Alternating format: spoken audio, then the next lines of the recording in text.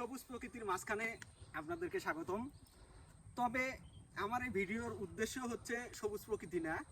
আমরা একটা রাস্তা দেখতেছি, মানে এটা আন্ডার কনস্ট্রাকশন রাস্তা। যারা রোড বাইক এবং এমটিবির মধ্যে গুতাগুতি করেন, পার্থক্য করার চেষ্টা করেন বা রোড বাইককে প্রেফার করেন, তাদেরকে আমি স্বাগত জানাচ্ছি এই রাস্তায়।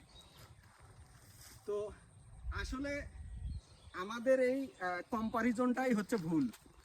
দুইটার সাথে কারো তুলনা চলে না। রোড বাইক এক কাজের জন্য, এর পারপাস আলাদা, এর রোড আলাদা। এটা এমটিবি না, এটা হচ্ছে হাইব্রিড বাইক। ঠিক আছে, এটা হাইব্রিড বাইক। এই সিঙ্গেল সাসপেনশন নিয়ে পাহাড় থেকে নামা যায় না, কাজে এটা এমটিবি না, এটা হচ্ছে হাইব্রিড।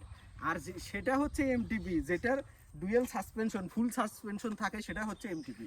তো আমাদের এই হাইব্রিড বাইক আমরা যারা মানে ঘুরে বেড়াই, রাইডার যারা, তাদের জন্য পারফেক্ট হচ্ছে এটা। এটা যে কোনো রাস্তায় ব্যবহার করা যায়। কিন্তু রোড বাইক হচ্ছে রেসের জন্য।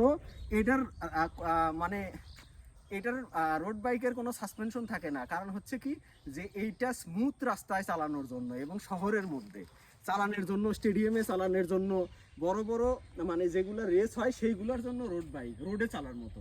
তো অফ রোডিংয়ে যাদের চিন্তা ভাবনা হচ্ছে যে মানে অফ রোডিং করবে, রাইড করবে, সারা বাংলাদেশ ঘুরবে, তাদের জন্য বেস্ট হচ্ছে এই হাইব্রিড বাইক। এটা যে কোনো রাস্তার জন্য পারফেক্ট। এমটিবি হলে তো আরও ভালো হয়।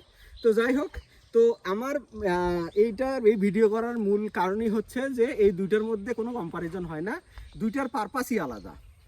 ঠিক আছে, তো যারা রাইড করতে চায় বাইরে, অর্থাৎ সারা বাংলাদেশ ঘুরতে চায়, তাদের জন্য হয় এমটিবি অথবা হাইব্রিড। আর যারা রেস করতে চায়, ইন্টারন্যাশনাল রেসে যাবে, স্টেডিয়ামের মধ্যে চালাবে, তাদের জন্য পারফেক্ট হচ্ছে রোড বাইক। তো এই হচ্ছে ঘটনা। আশা করি সিম্পল কথায় এই দুইটা বা এই তিনটা সাইকেলের পার্থক্য বোঝাইতে পারছি। তো আজকে এই পর্যন্তই, ধন্যবাদ।